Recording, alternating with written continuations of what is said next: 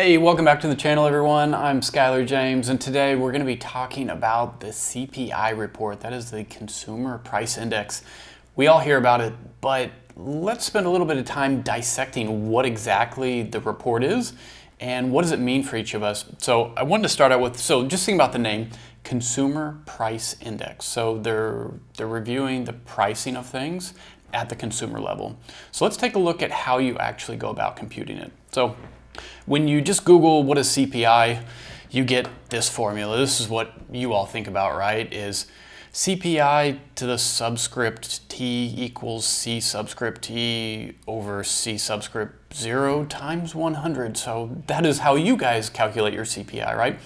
Yeah, no, so that's not what CPI is for us. If you take a look at this article from Investopedia, it tells us that it's just measuring the weighted index of an average price of goods. So what they do is they actually look at 80,000 different goods, and it's across a wide spectrum of retail and services, transportation, food, doctor's office visits, quite a few different things. And so it's 80,000 different items that they measure each month, and then they're looking at the change month over month or year over year in that same month. And so what does that change look like and how significant is it? So when we're looking at these CPI numbers, it's important to also note that what they're evaluating is urban consumers.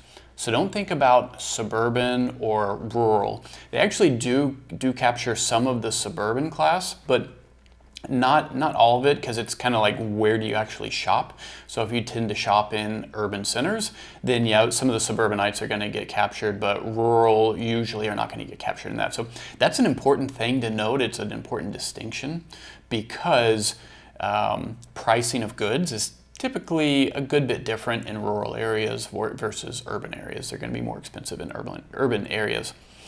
So 80,000 goods across just a very wide spectrum. It kind of leads us into the question of, why do we focus on CPI? You know, why aren't we looking at some other specific pricing index? And that's because CPI is consumer focused. So once it actually gets to the retail consumer, it should theoretically incorporate all of the price fluctuations, because we're the ones who are actually consuming the good. So it's already been produced, the service has already been performed, so you already have wage costs and you have all of the production costs included in there.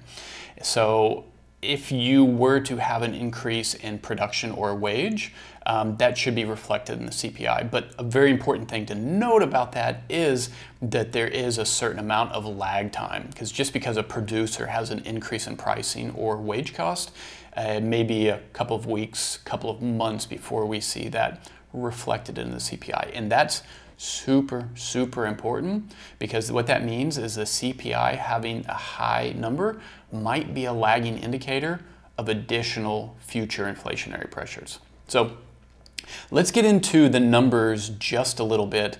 5.4%. So it's a bit nebulous here, 5.4%, whether or not that's high. I'm going to take a look at the actual report here. So when you come into the actual report here, you can see that this is broken up between the different categories. Here you have overall inflation of 5.4%. Then you've got food, energy, and then other items excluding food and energy. So let's look at food first. You know, it came in at 2.4%. That's actually a pretty acceptable inflation rate. When you drill down into it, you've got food at home. Food at home was only up 0.9%, so that's very stable. It was the food away from home. So you can drill in a little bit further, and then you've got two different types of meals. So you got limited service meals and snacks. So that's gonna be items that are to go, that are packaged, and then you've got full service meals and snacks. So this is like going to a restaurant. So if you look at that, going to restaurants up 4%, and then takeaway items is 6%. So the takeaway items are certainly feeling more inflationary pressures, and that's probably because there's a little more production or packaging involved with that. So let's go back out and let's take a look at the energy sector. 24.5%, that is absolutely massive. Energy does tend to be more volatile, but an increase of 24.5% is huge. So looking at the different areas, you've got energy services. So energy services is going to be the delivery of energy, so delivery of like gas from a natural gas provider or from a utility company delivering electricity. So it's up 6%, which is still pretty high, but not crazy. Here you've got your actual energy commodities. So drilling down further into energy commodities, you got two different types, looking at fuel oil and gasoline. Let's do gasoline first because it's much easier.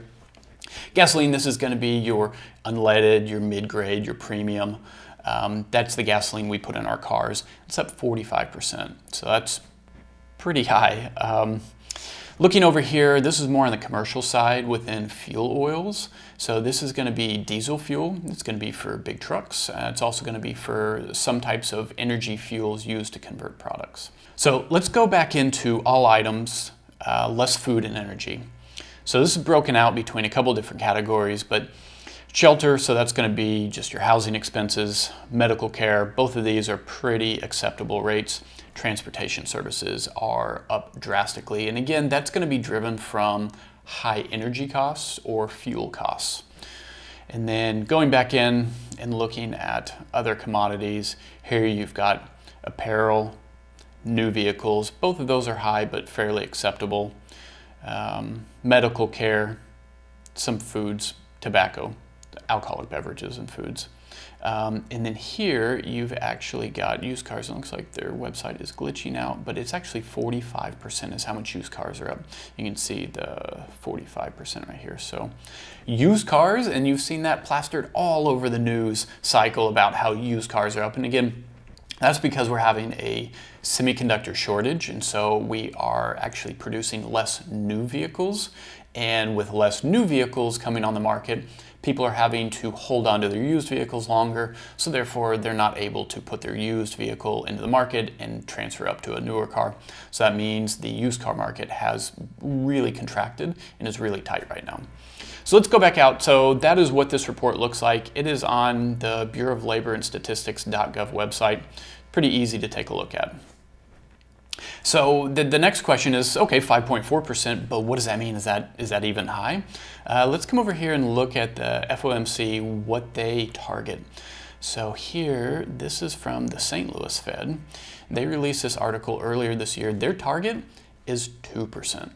So 5.4% is 2.5 times what the target is. So is 5.4% high?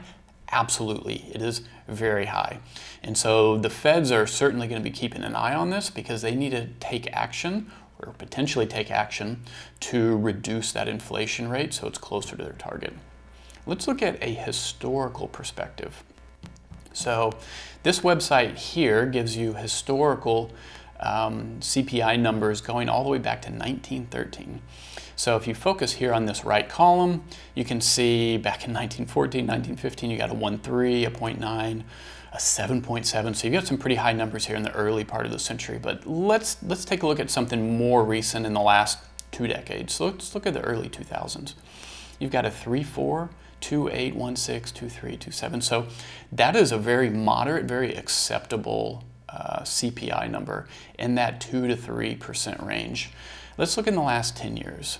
So you got a 1.6, 3.2, 2.1, 1.5. Really, you come all the way through until this year. So this is important because this is only halfway through the year, and the Q1 CPI numbers were actually pretty moderate. So that means on a weighted basis, the Q2 was very high to give us this average 4.8%.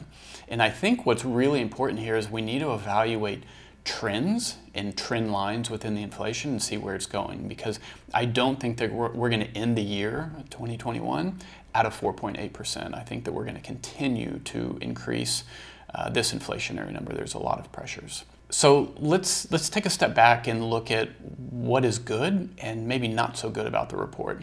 One thing that is not reflected in this report is all of the goods outside of the 80,000. Well, 80,000 is a pretty wide sample size. It doesn't include everything. There's lots of alternative goods, there's black market goods, there's lots of goods and services that can't actually be captured through this. The second thing that it does not capture is, we talked about it earlier, is that rural customer, that rural consumer. Because it's urban focused, it doesn't really capture the whole breadth of what the US consumer is spending. It's more focused on the urban consumer, which the prices do tend to be a little more volatile, but also a little bit higher than the overall. So let's talk about why this is potentially going up. I think that there's three main reasons. One, you've got excess money supply. So think about all of the different stimulus monies that have come out since COVID. You've got the PPP, which is the Paycheck Protection Program. You've got the EIDL, that's the Economic Injury Disaster Loan. You also have increased unemployment insurance. You have stimulus checks, and then you also have the recent expanded child care tax credit. So think about all this money sloshing around in the system. That is excess money money supply out there. So if you think about, imagine you were to go to an auction, and you're at an auction and there's two people and they both just have pockets full of cash and they want to buy a particular good. What's going to happen? They're going to get into a bidding war because they both really want it. They're both willing to pay more than they were last year because they still want that product, but they have a lot more money to pay for it. So that is a typical example of increased demand with the same amount of supply. So you have inflationary pressures where price has to go up.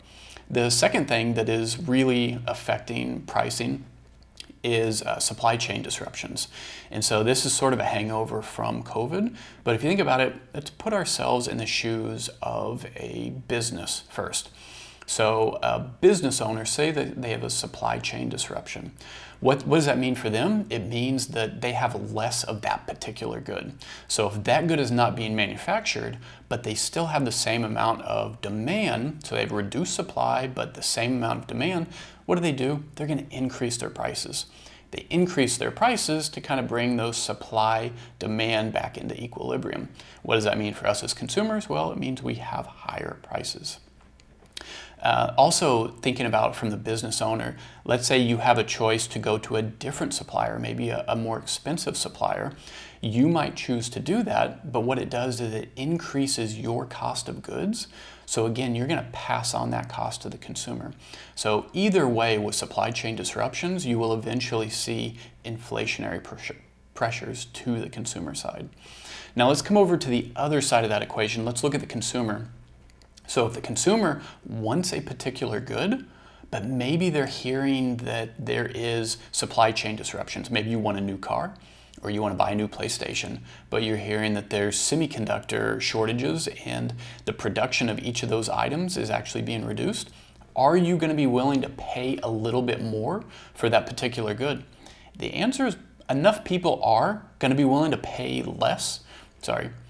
Enough people are going to be willing to pay more for that good because you still want that product and you think that you might not be able to get it because of the supply chain disruption. So that's the second reason. So looking at the third one is wage disruptions. Looking at the third one is actually labor pool disruptions. So thinking about what's going on in the labor market, one, we still have a number of people that are on unemployment insurance, so we just have less people in the labor pool. But again, let's transport ourselves into the business owner's shoes again. So if you want to produce more of a certain good, you post an ad and you hire people. But if nobody's available for you to hire, you can't produce that good. So you have a limited supply. When you have a limited supply, but the same amount of demand, you're going to increase your prices. So again, from the consumer's perspective, we're going to see more consumer price inflation because producers are struggling to produce enough of that good because of a limited labor shortage. Think about it again from a business owner's perspective. Maybe you're willing to pay a little bit more. Say you're willing to pay 20% more for that same position because you really want to produce that good. What's going to happen is you are contracting your margin. When your margin gets contracted, you then have to push on those costs to the consumer. So again, maybe you're going to be able to hire those people, but at a higher wage. You hire them at a higher wage. Now you're going to increase your prices. And then again, let's come back over to the consumer side. So consumers, if you are actually in the labor pool and you're now getting paid more money, you actually have more discretionary income. You have more discretionary income. You go into the market, you have more money to spend, and you, of course, are going to pay more for a particular good. So again, you have an increase in CPI. So those are the three main factors, all culminating right now to increase the consumer price index and the inflationary pressures of consumer products. So let's take a look at a couple of last statistical websites. First one is on PPI. So this is the last PPI report that came out on July 14th. You can see right here it was forecast at 6.8%. So 6.8 was fairly high, but not crazy high for a PPI number. Where it actually landed was 7.3, so it came in at 0.5% over that, which is certainly not good. More importantly, you can look at this trend line right here as it fluctuates through this. You've got some steady numbers. You actually have some deflationary numbers here in the middle part of 20, but then look at this takeoff right here. So that is pretty crazy, and I think that this is a trend line of what we are going to see going forward within the PPI numbers. So then looking at the scheduled release of the next CPI, you'll definitely want to keep track of when the next one's coming out. So July's numbers are going to come out on August 11th. So I suspect that PPI numbers will flow into the CPI numbers on this next July report, and they're going to be even higher than what they are now. And then this last report, and this is an interesting one from the EPI. This is the Economic Policy Institute. It's a nominal wage tracker. So typically we're looking for nominal wage growth of about 3 to 4%. Down here, they target a 3.5 to 4%. And looking at this chart, you can kind of see how it's trended here between 2.5 and 5%, all the way until you get into COVID times here. So this is February, this is April. This is where you've got this crazy spike up, a crash, and then a subsequent crash. I wouldn't pay a whole lot of attention to what happened here in this time frame, but what I do want us to look at is a trend line across this, is where is this 3.6% number going?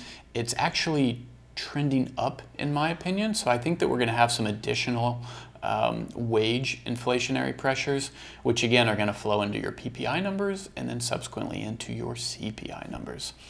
So I hope that this was an interesting dissection of the CPI report, what all is encompassed in it, and I hope that it will help you understand it better next month when it comes out. And if you enjoyed this type of content, definitely let me know down in the comments below. All right, cheers, thanks.